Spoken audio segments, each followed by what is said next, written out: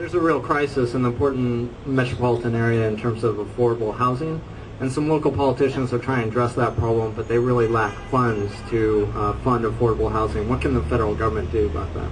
Plenty. I just had the opportunity to visit a place that has had some discussion here in the Portland area, and that's the Dignity Village. And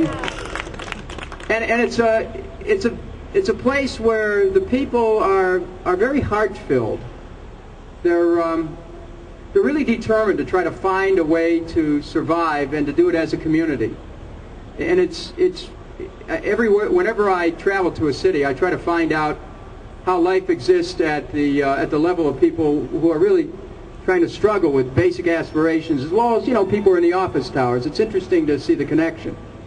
And Dignity Village points to issues which relate to affordable, accessible housing and giving people the options they need. Number one, the federal government ought to make available subsidized rent vouchers for people who don't own a home but are trying to find a place to rent.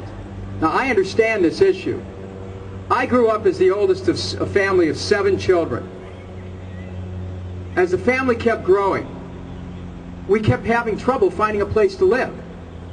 By the time I was 17, we lived in 21 different places, including a couple cars.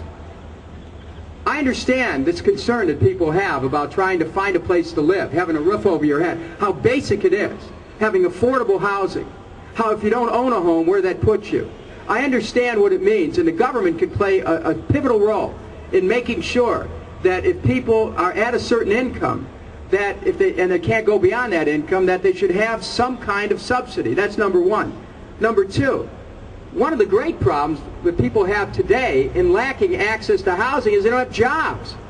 We need to move towards a full employment economy, where government is the employer of last resort if the private sector isn't providing the jobs, and that means we need to have a massive public works program to put millions of people back to work rebuilding America.